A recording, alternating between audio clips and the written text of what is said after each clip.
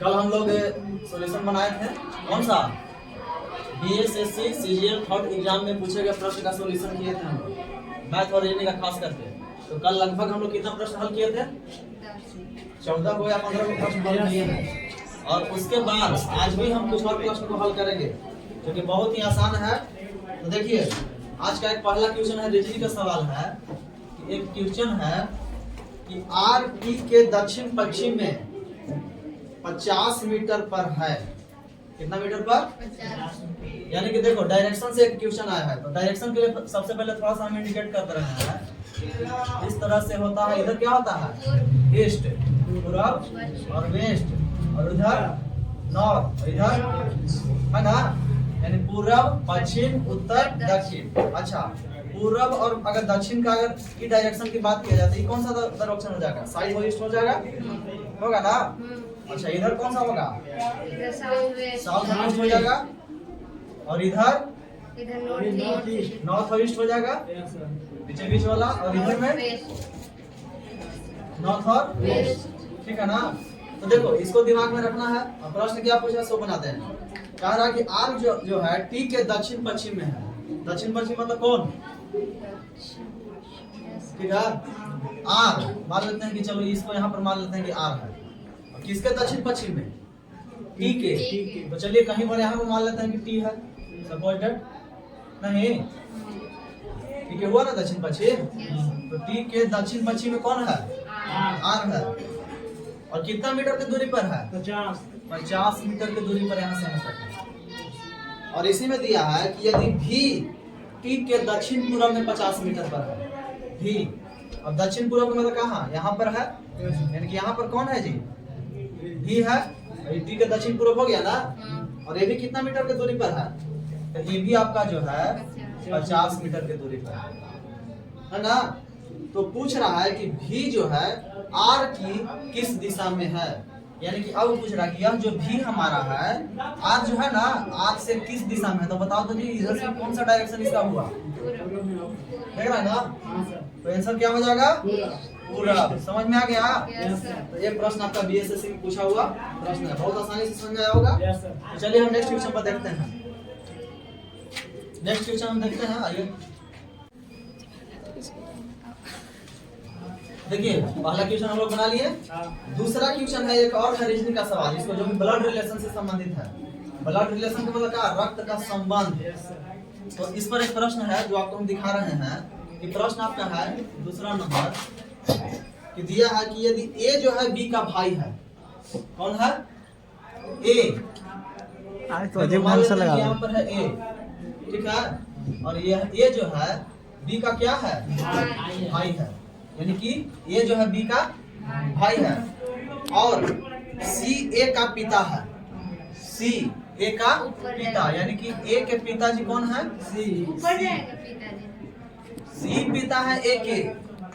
Indication arrow देखो, सी जो है ए का पिता है। ठीक है, शुरू में दिया क्या कि ए जो है बी का भाई है, तो बी हम इधर इंडिकेट कर दिए एक की तरफ, यानी कि इसका भाई है। और इसका पिताजी कौन है? सी। पिता ऊपर जाते हैं सर। हमारा जो डायरेक्शन देखो ना यहाँ पर, ए जो है बी का भाई है, डायरेक्शन दे दिए हम कि बी के भाई कौन है? ए। सी जो है ए का पिता है, तो ए इधर कर दिए हम। सी कौन हो गया? पिता हो गया, दोनों के पिता हो गए। यानी कि ये दोनों जब अगर भाई होगा तो ये दोनों के पिता हो गए। अच्छा, ये कोई जरूरी नहीं है कि भाई हो सकता है, ये बहन भी हो सकती है, तो इसका ही भाई है। लेकिन अब आगे देखो, फिर सवाल दिया है कि डी जो है ई का भाई है। डी नाम दिया है जो ई का भाई है। और क्या दिया है कि बी जो है ई की माँ है। यह बी जो है किसकी माँ है? ई की। तो चलो मान लेते हैं कि यहाँ पर हम ई लेते हैं और ई क्या बना देते हैं? माँ। ठीक है, यानी कि पता चल गया कि लेडीज है। लेडीज है, यानी कि पता चल गया कि बहन है भाई नहीं। अच्छा, अब एक माँ कौन? बी, यानी ई के माँ कौन हो गया? बी। अच्छा, एक और चीज दे रखा, अब यहाँ से देखेंगे कि डी हमारा ई का भाई है। डी जो है ई का भाई, यानी ई के भाई कौन? डी। ई और सी में हो गया रिलेशन के जो अभी देल है वो लिख रहा है। ई के नाना जो पिता प्रश्न में देल है वो भी हम लिख रहे हैं। प्रश्न हमारा क्या था कि ए जो है बी का भाई, क्लियर? फिर देला था कि सी हमारा ए का पिता, सी हमारा ए का यानी कि ई दोनों के पिता, क्लियर है। और डी हमारा ई का भाई, डी जो है हमारा ई का भाई, डी जो है ई के भाई है। और ई के माय कौन है? बी। तो अब बताओ ई के भी माय ई है और ई इसका भाई है, तो एकरो माय ई है नहीं? अच्छा, अब इसका भाई ई है और एकर ही पिता ही है, तो ई दोनों के पिता ही है। तो पूछ रहा है ना कि डी का नाना कौन? डी के नाना सी, डी का नाना सी हो अरे ई दोनों जब आपस में भाई बहन एकर माँ है, भैया के बाबूजी के भैया के बाबूजी के नाना नाना, तो भैया के बाबूजी एकर क्या होती? नाना होती ना। तो पूछ रहा है ना कि डी का नाना कौन? क्या लिखेंगे यहाँ पर? सी नाना हो जाएगा। ठीक है ना, एकदम ठेठ भाषा में तब समझो। लाइक लेसन सुनना आया? तो चलिए आगे हम क्वेश्चन देखते हैं। देखिए अब तीसरा नंबर है, एक रीजनिंग का ही सवाल है। तीसरा प्रश्न आपको दिया है, एक रीजनिंग में पूछेगा कि निम्नलिखित में से विषम को पहचानिए, यानी कि 3 गो रहेगा किसी भी हाल में समान और 1 रहेगा असमान। तो वही पहचानने के लिए रहेगा। जैसे देखो ऑप्शन में दिया है पी, जे और डी, ठीक है, और एक्स, जी, ए, और एक दिया है एम, जी और ई, और एक दिया है आपको वी, एन, जी। इसमें आपको 4 गो में 3 गो किसी भी हाल में समान है। समान करने का मतलब क्या? किसी भी रूप में समान हो सकता है पैटर्न के आधार पर, लेकिन एक और तुम्हारा पैटर्न नहीं मिलेगा जिसके कारण वो असमान है, और वही तुमको क्या करना रहता है? चुनना रहता है। तो देखो इस प्रकार के प्रश्न सबसे पहले यही दिमाग लगा लेना, इसका जो लेटर हम लिख देना, कौन लेटर कौन सा पर है। बताओ पी का नाम होगा 16 होगा, जे 10, डी 4, एक्स 24, भी 21, हाँ वी 22, ए 1, एम 13, जी 7, ई 5, भी 22, एन 14, जी 7। ये लिख दिए हम नहीं। अब हमको देखना है कि चलो किस आधार पर पैटर्न बैठ रहा है। पहले ये बताओ 16 से 10 बड़ा है कि ज्यादा? 16 से 10 कम है, यानी ई दोनों के बीच कितना के अंतर? 6 के अंतर है। ई दोनों के बीच कितना के अंतर? 6 के अंतर। यहाँ देखो 6 एकरो में है अंतर, हाँ? एकरो में 6 के, इसमें 6 एगो में है 4 से 24 में 6 के। यहाँ पहले देखो ई दोनों के बीच में 4 7 7 6 13 6 7 6, और ये दोनों के बीच में 2, ये दोनों के बीच में 8, और ये दोनों के बीच में 7। अब कौन दिख रहा है? पी, जे, डी, एक्स, भी, ए, और एम, जी, ई, और भी, एन, जी। कोई और दिमाग लगाओ, क्या हो सकता है? विषम को पहचानना है कि कौन विषम होगा। पी, जे, डी, एक्स, बी, ए, एम, जी, भी, एन, जी।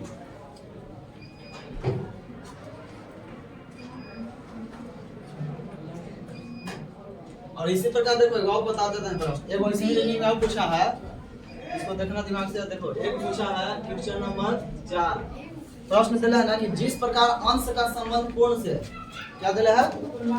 इसमें आसाने है, अंश का संबंध किससे लिखा है? कोण से। तो चाप का संबंध किससे? ये पूछ रहा है। अंश का संबंध कोण से और चाप का संबंध किससे? और ऑप्शन में दिया है वृत्त, त्रिभुज, वर्ग और समचतुर्भुज। क्या होगा? क्योंकि देखो कोई अंश है तो पूरा बना दिया, तो चाप का मतलब इसमें होता है ना, इसको से चाहेंगे तो वृत्त बना देंगे हम। तो इसका आंसर क्या हो जाएगा? वृत्त। तो ये सब आसान आसान रीजनिंग पूछा है, जब बना पाइएगा। ये हो गया, ये हो गया। इसका बताओ कितना होगा। और एक और सवाल है कौन देखो पूछा है था, जो ब्लड रिलेशन से ही यहाँ पर लिखा है, दिख रहा इसमें। देखो यहाँ पर एक और सवाल पूछा है कि एक आदमी ने एक स्त्री से कहा, एक आदमी ने एक स्त्री से कहा, मान लेते हैं कि यहाँ पर कोई स्त्री है, ठीक है, ठीक। और इसके बारे में कोई आदमी कह रहा है कि तुम्हारी माँ, किसकी माँ? तुम्हारी माँ, इसकी माँ, ठीक,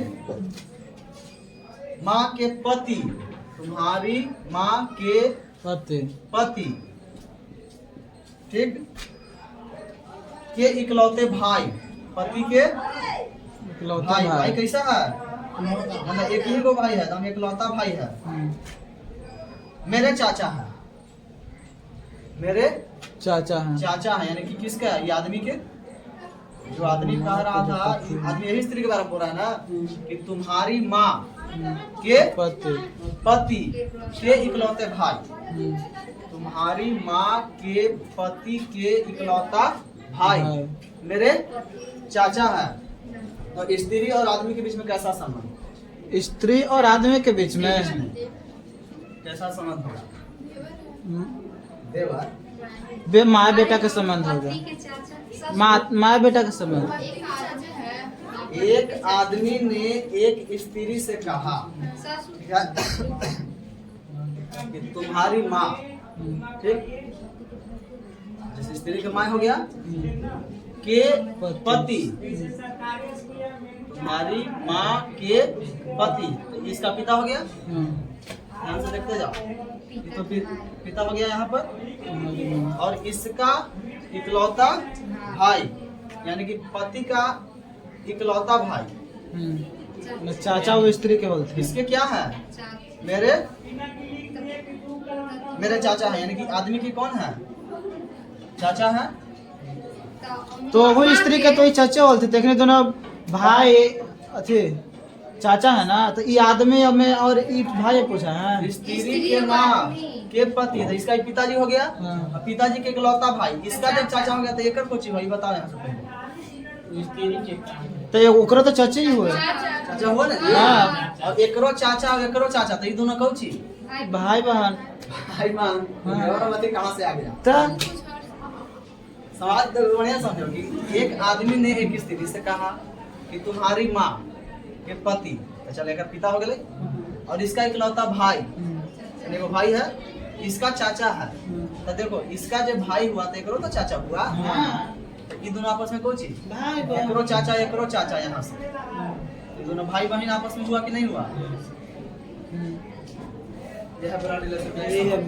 इसका आंसर क्या हो जाएगा? आपस में रिलेशन किसका है? भाई और बहन का, आदमी और स्त्री के बीच में, ठीक है। इसका देखो बताओ क्या इसमें तो सब एक ही वो समान है, सब भी समान है, तो कौन है? हाँ पूछिए। सब भी समान है, हाँ? मतलब तीनों भी समान है, एक ही वो हाँ समान तो है। वही बोला था, कौन आंसर होगा? ए। काहे ये होगा? कि समान है, समान है। मतलब ये तीनों से अलग हो रहा राष्ट्र गुजरात घीसाम अलग। वही ना। हमने कहा लगा कि देखो यहाँ 6 के सीधे अंतर दिख रहा है ना, सब में अलग-अलग है। सब में अंतर अगर देखा जाए तो यहाँ देखो 2 के अंतर, तो यहाँ फिर और दूसरा अंतर, यहाँ भी वही कहानी हो गया, यहाँ भी, लेकिन ये में तो 6 के अंतर हो रहा है। यस, एक ही नहीं, तो इससे पता चल रहा है ना कि तुम्हारा आंसर हो जाएगा। तो यहाँ तक में 3, 4, 5 को बता दिया ना। तो चलिए अब आगे क्वेश्चन आप दिखाते हैं। देखिए अब देखिए अंतर क्या हुआ? 5 को ना। देखिए छठा सवाल आपको एक है, गणित का एक सवाल है, क्योंकि हम बता चुके हैं कि 1 से लेके 31 तक की सभी विषम संख्या का योग बताना है। एकदम हल्का सवाल। 1 से 31 तक के सभी विषम संख्याओं का योग कितना होगा? बताओ जी फटाफट, बताया हुआ है ना। 1 से 31 तक के जितने भी विषम संख्या होंगे उसका योग क्या होगा? बताया है ना कुछ? बताओ क्या होगा? हम ये भी पढ़ा दिए हैं, इस पर बहुत सारा प्रश्न बता चुके ऑप्शन हैं। दीजिए। ऑप्शन क्या देना है? तो बता चुके हैं ना। अगर नहीं बनेगा तो देखो बहुत आसान सॉल्यूशन है इसका। हम योग पूछ रहे हैं ताकि संख्या पूछ रहे हैं। 1 से 31 तक के सभी विषम संख्याओं का योग, इसका मतलब सब कुछ भुला गया है। नहीं सर, हम एक भी पढ़ा चुके हैं। दूसरी बात, हम लगातार विषम संख्या का योग का फॉर्मूला भी लिखवा चुके हैं, सम संख्या का योग भी लिखवा चुके हैं। चलो बताओ, पहले बताओ इसमें विषम संख्या क्या है? वो 16, यानी n का मान 16। अब बताओ लगातार अगर विषम संख्या का योग का क्या फॉर्मूला लिखवा है? लगातार विषम संख्या का योग का फॉर्मूला क्या लिखवाए हैं? n स्क्वायर लिखवाए हैं, याद है? तो जब n स्क्वायर होगा तो n का मान 16, तो 16 का वर्ग कितना? 256 होगा सर। इसी को दूसरा विधि से बतावे हैं। देखो यहाँ से पहला विषम संख्या 1, दूसरा 3, तीसरा 5, लास्ट कहाँ तक 31। बताओ इसमें एपी लगाते हैं लेकिन टाइम लगा इसमें जाते। यहाँ से यहाँ तक n निकालना है। बताओ यहाँ a बराबर कितना 1, कॉमन डिफरेंस कितना 2, लास्ट टर्म कितना 31। बताओ n निकालने के लिए फॉर्मूला बताए ना जी, इसमें से इसको हटाने के लिए आता ही दिमाग काम करो तो फॉर्मूला का n बराबर a plus n minus 1 into. देखो जो भी लगेगा इसमें समय ज्यादा लगेगा, हम आंसर बता चुके हैं। अब यहाँ से tn हमारा क्या है 31, a हमारा क्या है 1, n माइनस 1, कॉमन डिफरेंस कितना है 2। चलो 21 में से क्या था 30। ये बताओ 2 इधर आएगा था ये माइनस 1 नहीं आ जाएगा तो क्या निकलेगा, ये निकलेगा। इसी का डायरेक्ट हम बताए थे कि इसको में से इसको घटाना है। तो देखो यहाँ 21 में से गया था 30 भागा 2, ये कॉमन डिफरेंस से भाग देना है, जोड़ना है। सब समझा चुके हैं ना। दूसरे 15 और 1 16। तो बताओ यहाँ से n का मान 16 आया कि नहीं आया। n जब 16 आ गया तब तुमको हम यहाँ पर योग का भी फॉर्मूला बता चुके हैं कि n पर क्या फॉर्मूला होता है n/2 into a plus tn। n/2 into 2a plus n minus 1 into 2 ये भी बता चुके हैं। देखो कितना समय इधर से लग रहा है लेकिन एक लाइन में कैसे तुम तुरंत सेकंड बना दिए। क्या हम पहले तुम लोग को ही बताए थे, उसके बाद इवन बताएंगे तुम लोग सब भुला गए हैं। विषम संख्या के योग क्या होता है सूत्र n स्क्वायर। n का मान तुरंत निकल गया 16, बाकी 16 के 16। सम संख्या वाला n प्लस 1 होना होगा। यहाँ से देखो n का मान अगर ये 16 निकाला तो ऐसा प्रकृति संख्या n प्लस a का मान कितना 1, tn का मान कितना 31 होगा 16/2 गुना 31 और 1 32। तो बताओ यहाँ से फिर लास्ट में हमको वही आता है कि नहीं आता है। तो बताओ हम 2 सेकंड में बनाएंगे कि इतना ही काम करेंगे 2 सेकंड में बनाएंगे, काहे के लिए ये सब करेंगे। सब चीज बता चुके हैं कि नहीं अगर दिमाग काम करें तो ऐसे भी बनाएंगे। ठीक है, एक प्रश्न आया है। चलिए नेक्स्ट क्वेश्चन देखते हैं। देखिए अब एक और गणित का सवाल आपको हम हल करते हैं जो आपको आया है, पूछा है 7 नंबर में। प्रश्न आपको दिया है कि किसी वस्तु का क्रय मूल्य और विक्रय मूल्य का अंतर है कितना 360 रुपया। क्या दिया है क्रय मूल्य और विक्रय मूल्य का अंतर कितना है 360 रुपया। यदि लाभ बराबर 25%, कितना दिया है जी लाभ 25%, तो वस्तु का विक्रय मूल्य पूछ रहा है कि विक्रय मूल्य क्या होगा।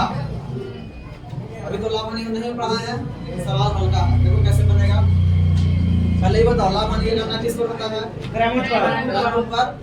अब कहेगा कि क्रय मूल्य और विक्रय मूल्य का अंतर कितना है 360। इसका मतलब है कि अगर हमारा क्रय मूल्य अगर 100 रुपया होगा तो विक्रय मूल्य ज्यादा होगा कि कम बताओ। अगर लाभ होगा तो विक्रय मूल्य ज्यादा होगा। ज्यादा कि कम ज्यादा। ज्यादा के लिए क्या करना हम इससे ज्यादा होगा ना ये। Yes sir. अभी दोनों का अंतर करेंगे तो क्या होगा, इसमें से घटाएंगे तो हमारा 360 आ जाएगा ना। हमारा ना यस सर प्लस क्यू लगे संख्या आया। अब बताओ लाभ कितना है 20%, 25%। हमको निकालना है फाइनली विक्रय मूल्य निकालना है। ये हमको x प्लस 360 करना लाभ बताओ। क्रय मूल्य दे रहा है लाभ दे रहा है तो यहाँ से विक्रय मूल्य का फॉर्मूला क्या होगा। विक्रय मूल्य क्या होगा क्रय मूल्य गुना 100 जोड़ लाभ यानी 125 बट्टा 100। ये फॉर्मूला मालूम है सबके। अब ये जो विक्रय मूल्य होगा इसके बराबर होगा x प्लस 360 के होगा ना। अब बताओ यहाँ से 5 25 है 4 25 है कोई दिक्कत 5x 4 हट जाएगा तो क्या होगा 5x 36 चौके 44 से बताओ कितना होगा। इधर से बताओ ये x आएगा तो इधर कितना होगा जी 1440 होगा। x निकल गया तो इसका मतलब विक्रय मूल्य निकल गया। जी सर। जब क्रय मूल्य निकल गया तो विक्रय मूल्य कितना 360 जोड़ देंगे उसमें। यहाँ जोड़ेंगे तो किस कितना होगा 14 3 1700 60 40 100 यानी कि 1800 आंसर। कोई दिक्कत है नहीं। जैसे हम लाभ हानि हम आगे बढ़ाएंगे तो सब बहुत हल्का हल्का सवाल है। चलिए आगे देखते हैं। देखिए अब एक सवाल और है जो रीजनिंग में पूछा था। अभी 7 नंबर था ना जी 8 नंबर प्रश्न दिया है ना कि कौन सी संख्या निम्नलिखित श्रृंखला में प्रश्नवाचक चिन्ह को प्रतिस्थापित करे। यानी कि एक सवाल देखो तो बहुत आसान है। एक उदाहरण है यहाँ 0, यहाँ दिया है 3, यहाँ दिया है 8 और यहाँ दिया है 15 और यहाँ दिया है 24। अब पूछ रहा है कि अगर अगला में कोची होगा यहाँ पर बताओ तो जी। 0 3 8 15 24, तो अगला क्या होगा? 5 बढ़ रहा है। 0 3 8 15 24, तो अगला क्या होगा? मतलब अब इसमें भी देखो, तुमको कोई पैटर्न पकड़ना रहता है कि किस आधार पर ऐसे से आगे बढ़ रहा है, ताकि फिर हम अगला उस आधार पर लिख दें बहुत आसानी से। 35 होगा। 35 आंसर है। बता दो। देखिए सर, 0 से 3 बढ़ा, 3 बढ़ा, ठीक है। फिर 2 जोड़ के बढ़ाइए 3 एकरा में, तो 3 तो 5 जोड़ के हो जाएगा। सर में 3 में 2 जोड़िए तो 5 हो जाएगा, तो 5 बढ़ेगा।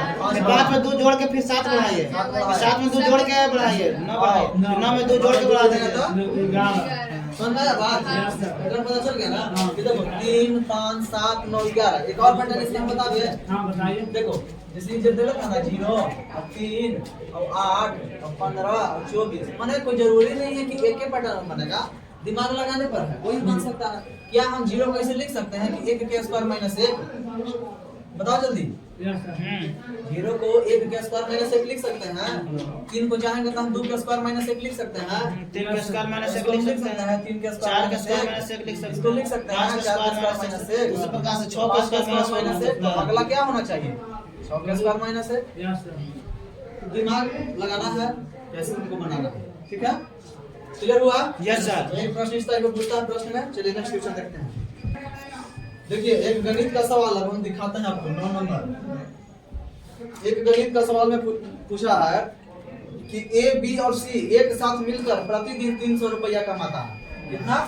300 रुपया प्रतिदिन। 3 व्यक्ति मान ले ए प्लस बी और प्लस सी तीनों मिल करके एक दिन में 300 एक दिन में कितना कमाता है? 300 रुपया कमाता है, तीनों मिल करके, ठीक है। और जबकि ए और सी मिल करके प्रतिदिन 177 रुपया, यानी कि ए और अगर सी को मिला दिया जाए तो ई बंदा एक दिन में कितना कमा रहा है? 177 रुपया, ठीक। और क्या दिया है कि बी और सी मिलकर प्रतिदिन 162 कमाता है, यानी कि इसको अगर हम मिला देंगे तो ये दोनों एक मिलकर के कितना कमाएगा? 162 रुपया। तो पूछ रहा है कि बताइए कि सी प्रतिदिन कितना कमाता है? किसको बनेगा ये सवाल? हमको बताना है कि सी का एक दिन में कमीनी कितना रुपया है। बहुत आसान सवाल है। 3 को मिल करके एक दिन में 300, ये दोनों मिल करके एक दिन में 177, ये दोनों मिल करके एक दिन में 162 ना बोले थे? हाँ, तो सी एक दिन में कितना? देखो तब आसान है। कहने के बाद क्या कि तीनों का योग हमको मालूम है। अगर इसको अगर हम जोड़ देंगे तो क्या होगा जी? ए प्लस बी प्लस सी होगा, है? अच्छा, तो इस सब मिला करके बताओ कि मजदूरी कितना हो जाएगा एक दिन के?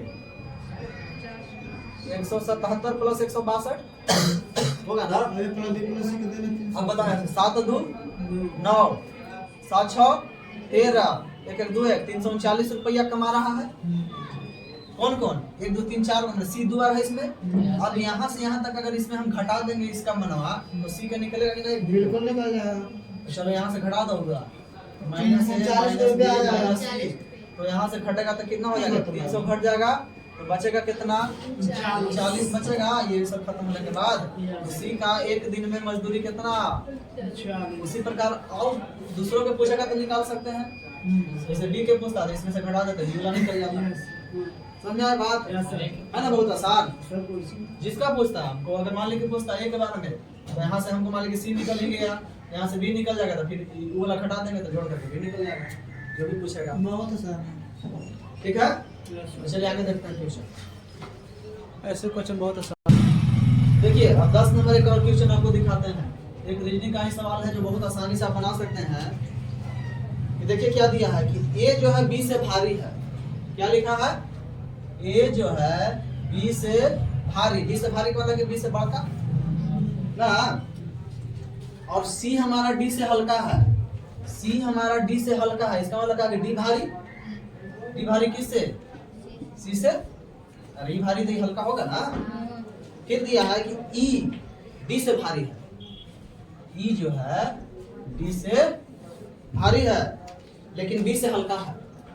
ई हमारा डी से भारी है लेकिन यहाँ जो है बी से हल्का, इसका मतलब एकरों से बड़ा कौन है? दी है, एकरा से है भारी लेकिन एकरा से हल्का। ठीक, तो पूछ रहा है कि सबसे हल्का कौन। अब देखो जो भी पैटर्न देना है ना इसको एकदम एक बार में कॉम्बिनेशन बना देना है, एकदम सिस्टम बना देना है कि हाँ सबसे हल्का, तब ना पता चलेगा सबसे हल्का कौन, भारी कौन, बीच वाला कौन आएगा। तो देखो यहाँ से ये तो पता चल गया कि ई से बड़ा बी है और ई हमारा डी से बड़ा है। यहाँ क्या दिला है कि डी हमारा सी से भारी है ना जी, तो लिख दे यहाँ पर कि डी हमारा सी से भारी। यहाँ कुछ दिला है कि ए हमारा बी से भारी है, यानी कि बी से भी बड़ा कौन हो जाएगा। बताओ एक पैटर्न बन गया ये। जब एक पैटर्न बन गया तो यहाँ वाला है जो सबसे भारी होगा, यहाँ वाला जो सबसे हल्का होगा। तो हमको क्या प्रश्न पूछ रहा है कि सबसे हल्का कौन, सी। तो सबसे हल्का कौन, सी। अगर पूछता कि सबसे भारी कौन, ए, तो क्या मानते, अब बीच वाला कौन, हो जाता ना। तो कैसा प्रश्न घुमा के पूछ सकता है, ठीक ना, क्लियर हो सके। चलिए नेक्स्ट क्वेश्चन देखते हैं। अब देखिए 11 नंबर क्वेश्चन एक गणित का क्वेश्चन है जी, जो हम आप लोग को पढ़ा चुके हैं। रिमाइंडर थ्योरी बताए ना सबके। प्रश्न आपको देखिए रिमाइंडर थ्योरी में क्या पूछा था, बहुत ही आसानी से बनाया जा सकता है कि 2 के पावर 89 को अगर हम 89 से भाग दें अगर हम, तो शेष कितना होगा, यही प्रश्न है। 2 के पावर 89 को अगर हम 89 से भाग दें तो शेष कितना होगा। बताओ इसमें हम लोग फैक्टर फॉर्मेट थ्योरी लगा देते हैं। फॉर्मेट थ्योरी हमारा क्या कहता है जी, पहले बताओ। फॉर्मेट थ्योरम क्या कहता है, एक के पावर बताएगा, हम बताएंगे। बताओ। एक के पावर p - 1 एक के पावर p - 1 बटे बटा p, जहाँ a और b क्या होना चाहिए, सहभाज्य संख्या होना चाहिए, सहभाज्य होना चाहिए। और p क्या होना चाहिए, अभाज्य संख्या, अभाज्य होना चाहिए। तो हमारा क्या होगा इस स्थिति में, तो 1 होगा। नहीं, इस स्थिति में शेष क्या होगा, शेष 1 होगा। यही हमारा फॉर्मेट थ्योरी है। Yes sir. अब बताओ यहाँ से 2 का पावर 89 बटे 89, 2 और 89 क्या है, 2 और 89 क्या है, 89 क्या है, 89 अभाज्य है, अभाज्य क्या है। लेकिन यहाँ पर बताओ ये क्या है, वो भी यहाँ अभाज्य से है। कम होना चाहिए। हाँ, यानी कि 89 से कम, यानी यहाँ 88 होना चाहिए, 2 करे पड़ेगा। होना चाहिए 88। हाँ। तो इसको हम थोड़ा सा चेंज करेंगे, इसको हम लिख सकते हैं इसे 2 के पावर 88 और गुना 2 के पावर 1 जरूर लिख सकते हैं। भागा देंगे 89 से। उसका तो नहीं, एक हो जाएगा। अब बताओ यहाँ से लेके यहाँ तक जो हमारा ये थ्योरी के पालन कर रहा है फॉर्मेट थ्योरी, हाँ, तो a के पावर p - 1 बटा p अगर रहता है तो सेम देखो यहाँ 2 के पावर इससे कम हो गया, भागा 89 दिए हैं, ये दोनों हमारा सहभाज्य है भी, ये हमारा अभाज्य है भी। इस स्थिति में हमारा क्या होगा, यहाँ से यहाँ तक का तो शेष हमारा 1 हो गया, इससे तो कोई मतलब नहीं है। अब शेष के गणना जब भी होगा तो इस पर होगा। तो तुमको बताओ 2 बटा अब 89, यानी कि अब बताओ छोटा चीज में बड़ा चीज से स्वयं भाग देते हैं, छोटा चीज में बता चुके हैं ना, वही छोटा है। शेष छोटा ही हमारा क्या होता है, शेष होता है। तो यानी कि यहाँ से शेष 1, यहाँ से शेष 2, तो 1 और 2 का गुणनफल कितना, 2 होगा। फाइनल शेष कितना, 2। समझ आया। Yes sir. किसी को कोई दिक्कत कोई नहीं। दिक्कत। तो यहाँ पर फॉर्मेट थ्योरी हम पहले बता चुके हैं और एकदम बहुत आसानी से प्रश्न जो आपको आया है। चलिए नेक्स्ट क्वेश्चन देखते हैं। अब देखिए एक रीजनिंग का सवाल है जो आपको पूछा है, बहुत आसान क्वेश्चन है जो आप बहुत ही आसानी से बना देंगे। कोडिंग डिकोडिंग पढ़ रहा है ना सब कुछ। Yes sir. तो देखो कोडिंग डिकोडिंग से सवाल एक पूछा है कि यदि किसी खास कोड में रेल RAIL रेल को लिखा है कितना 5 7 9 6, ठीक है, और टेप TAPE टेप को लिखा है 3 7 4 और 8। तो उसी कोड में आपको बताना है कि पेयर को क्या लिखेंगे, PAIR। बताओ कोई भी दूसरे वाले सवाल 4 7 बताओ। 4 7 4 7 9 5 समझ आया। Yes sir. कैसे हुआ है, कैसे बस सब का देखो, इसमें कोई खास पैटर्न दिखेगा नहीं। R का 5, A का 7, I का 9, L का 6, P का 3, A का 7, R का P का 4 और E का 8। तो उसी प्रकार यहाँ बताना है पेयर है, तो P के लिए क्या लिया गया है, ठीक है 4। 4 ले लिए। A के लिए क्या है, 1 के 7 7 ले लिए। I के लिए 9 ले लिए।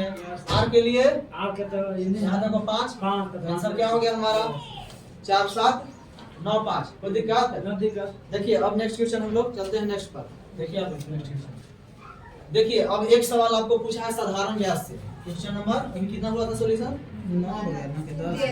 फिर हम चलेगा जी, ठीक है।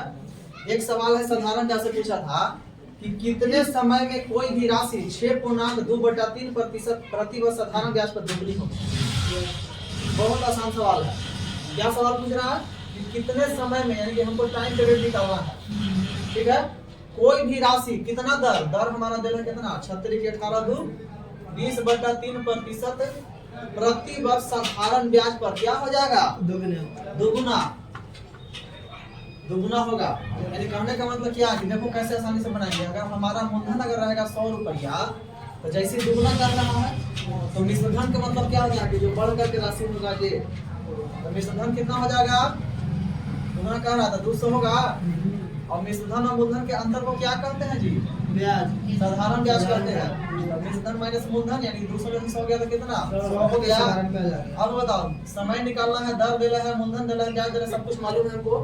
यहाँ से बता सकता है कि ब्याज का फॉर्मूला क्या होता है, मूलधन गुना समय गुना दर बटा 100, ठीक है। यहाँ से ब्याज कितना आया है 100, मूलधन कितना 100, समय कितना निकालना है, दर कितना है 20/3, नीचे आ जाएगा, बोलो कोई दिक्कत। 100 से 100 घट गया, देखो 2 0 से कितना है 20 है ना, 20 5 100। तो अब यहाँ से बताओ टी का मान कितना जी, 15 वर्ष। इसका शॉर्ट बताएगो। Yes sir. देखो शॉर्ट में दिमाग लगाना है, कैसे शॉर्ट में दिमाग लगाना है तुमको। अगर इसमें भी समय नहीं लगेगा ज्यादातर, लेकिन बताओ कोई भी राशि 1 से 2 बढ़ रहा है, यानी मूलधन है मिश्रण है, तो कहीं ना कहीं इसका अंतर हमारा ब्याज होगा ना। Yes sir. ठीक, समय निकालना है ना, दर दल ये है, तो यहाँ से डायरेक्ट लिख सकते हैं समय बराबर ब्याज गुना, देखो यहाँ से फॉर्मूला में समय बराबर ब्याज गुने 100 बटा नीचे आ जाएगा मूलधन गुने दर होगा। तो यहाँ से बताओ ब्याज गुने 100 यानी 1 गुना 100 बटे मूलधन 1 गुना दर कितना है, 20/3, 20 यहाँ 3 ऊपर 20 बचे 80 आई 15 आंसर। और शॉर्ट बताएगी, चुपचाप और शॉर्ट बताना। तो कह रहा है ना दुगना, हाँ दुगना कह रहा है, तो देखो टाइम निकालना है ना, दुगना कहे 4 गुना कहे 5 गुना कहे, जय गुना कहे ओकरा से 1 कम दो, दुगना कहा तो 2 में से 1 गया तो कितना 1, यानी कि n गुना कहा तो n - 1 गुणे का कर दो 100, अब बटा में कुछ लिख दो, जे दर का वही लिख दो। दर कितना था 20/3, तो 20/3 का मतलब 20 नीचे जाएगा तो 3 ऊपर होगा, तो फिर वही आया कि ना आया। यस। तो लॉन्ग से लेकर शॉर्ट तक सब बना सकती है, ठीक। चलिए नेक्स्ट क्वेश्चन देखिए। अब एक और रीजनिंग का सवाल है, कल का सॉल्यूशन में हम पास वाला सवाल बताए थे ना, हाँ तो उसी प्रकार एक और क्वेश्चन दिया गया है कि क्वेश्चन नंबर कितना हुआ ये 14 ना। क्वेश्चन आपको दिया है कि एक पासे की 3 विभिन्न स्थितियां नीचे दी गई है। पासा देखिए ना, लिटो के पासा 1 से लेकर 6 तक रहता है उसमें, तो 2 बिंदुओं के विपरीत कितने बिंदु होंगे ये हमको बताना है। अब 3 को स्थिति कौन कौन है से बता दिखा रहे हैं पहले, देखो 3 को हम पासा के अतिरिक्त कंडीशन बना रहे हैं, ठीक ना, बन गया 3 को। उसी प्रकार एक और बनाते हैं,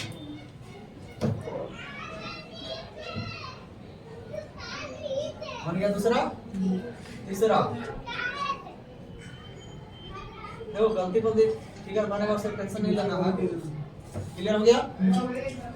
3 को पासा का मान लेते स्थिति है, खराब रहे चाहे बढ़िया रहे, उससे टेंशन नहीं लेना। अब देखो यहाँ पर दिया है 4 गो बिंदु, 1 2 3 और 4। यहाँ पर 2 गो बिंदु दिया है, यहाँ पर 6 गो बिंदु 1 2 3 1 2 3, और इसमें दिया है यहाँ पर 1 बिंदु, यहाँ पर दिया है 5 बिंदु, ठीक है। यहाँ पर दिया है 6 बिंदु 1 2 3 1 2 3, ठीक ना। और यहाँ पर दिया है 3 बिंदु 1 2 3, यहाँ पर दिया है 4 बिंदु, 4 हो गया। यहाँ पर 5 1 2 3 4 और 1 5, ठीक है। बस यही प्रश्न यही दिल है कि एक पासे की 3 विभिन्न स्थितियां दी गई है, नीचे दिया गया है, तो 2 बिंदु कह रहा ना कि जो देख रहा है ना 2, अरे मैंने अंक ना जैसे हो सकता है 4 का यहाँ पर 4 लिख सकता था, 2 भी लिख सकता था, यहाँ 6 भी लिख सकता था, लेकिन ऐसा ना लेकर के क्या दिया बिंदु दिखा दिया, एक ऐसा भी दे सकता था कि 1 5 यहाँ 6 है तो 6 ये भी लिख सकता था। Yes, sir. यहाँ 3 यहाँ पर 4 और यहाँ पर 5। लेकिन वो न लिख करके क्या दे दिया है, बिंदु दे दिया। मतलब जैसा पासा का बना रहता है उसने दिखा दिया है। तो पूछ रहा है ना कि इस दो बिंदु के विपरीत कौन सा बिंदु है? दो का विपरीत, यानी इस दो का विपरीत कौन सा बिंदु आएगा, 1 आएगा कि 6 आएगा कि 5 आएगा कि 3 आएगा कि 4 आएगा, ऐसे दिखाना है। ठीक, हम इसको दो को सवाल पहले हल कर चुके हैं, तो इसको भी देखो हल बहुत आसानी से करेंगे। सॉल्यूशन में अगर इसको हम बनाना चाहेंगे तो कल हम क्या बताए हैं कि जो ज्यादा बार रहेगा उसको में देखेंगे कौन ज्यादा बार है। जैसे देखो यहाँ भी 6 बिंदु है, यहाँ भी 6 बिंदु है ना। अगर हम 5 भी चाहेंगे तो ले सकते हैं, क्योंकि यहाँ भी 5 है, यहाँ भी, मतलब जो मैक्सिमम ज्यादा बार रहेगा उसको हम चुन लेंगे। ऊपर में कौन दिख रहा है मैक्सिमम, ये 6 या तो 6 भी दिख रहा है ना तो 5 भी दिख रहा है। देखो उसके बाद हम दो टेक्निक बताए हैं, कल बताए थे ना, कल का उसमें Yes, sir. इसको ऐसे कर देना है, कर दिए हैं। Yes, sir. जो ज्यादा रहेगा उसको कहाँ लेना है, बीच में। चलो 6 बिंदु बीच में ले लेते हैं, 2 3 4 5 6। अब उसके बाद हम क्या बोले थे कि घड़ी के दिशा में Clockwise में। घूम जाना है। हाँ। ध्यान से, जिसको नहीं आएगा समझ ध्यान से देखना। तो अब देखो घड़ी के दिशा में इसी से घूमना है। तो 6 कहने कुछ कुछ आ रहा है, 2 और 4। तो चलो यहाँ से ऐसे घूम सकता है, यहाँ से कैसे घूमो। Yes, sir. तो 6 कहने वाले अगर इन्हों लेना चाहेगा था, लेकिन जब लेंगे तो ऐसे ही लेंगे, 6 के बाद 2 और 4। ठीक है हाँ, तो चलिए 6 के बाद ऐसे ले रहे हैं 2 और 4, तो यहाँ 2 दे दें, दीजिए, यहाँ 4 दे लगा। दें। यहाँ भी दे सकते थे हम 2 और यहाँ 4। sir. फिर अब देखो यहाँ 6 कहने घूमेंगे तो कुछ हो जाएगा 5 और 1। 5 और 1। तो यहाँ 2 और 4 ले लिया है ना, तो अब ऐसे घूमना होगा तो 5 और 1, यानी यहाँ 5 5 वहाँ, 1 वहाँ। और यहाँ 1। Yes, sir. ठीक है। ठीक है। अब ये हमारा क्या बताएगा कि एक बिंदु के उल्टा कई बिंदु होते हैं, 4 यानी कि एक बिंदु के उल्टा 4 4 बिंदु, 4 बिंदु के उल्टा 1 एक बिंदु। अब ये कुछ बताएगा कि 5 बिंदु के उल्टा 2 2 बिंदु, यानी कि 1 2 3 4 5 बिंदु के उल्टा 2 बिंदु और 2 बिंदु के उल्टा 5 बिंदु। Yes, sir. तो अब बताओ 6 बिंदु के उल्टा कौन? बच्चे का वही ना होगा जी। Yes, sir. एक तो यहाँ हो ही गया, 3 बचल है, 3 हो जाएगा। हाँ। यानी कि 6 के उल्टा 3 और 3 के उल्टा। 6 तो हमको प्रश्न क्या पूछ रहा था, प्रश्न दे रहा था कि 2 के कितना होगा, तो 2 के उल्टा कौन, 2 के 2 के उल्टा 5। आंसर क्या हो जाएगा 5। आंसर हो जाएगा 5 बिंदु। Clear, Yes, sir. समझाया। Yes, sir. चलिए नेक्स्ट क्वेश्चन देखते हैं। क्या तू लिखा है?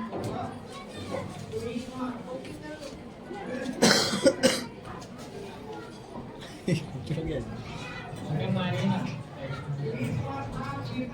जाना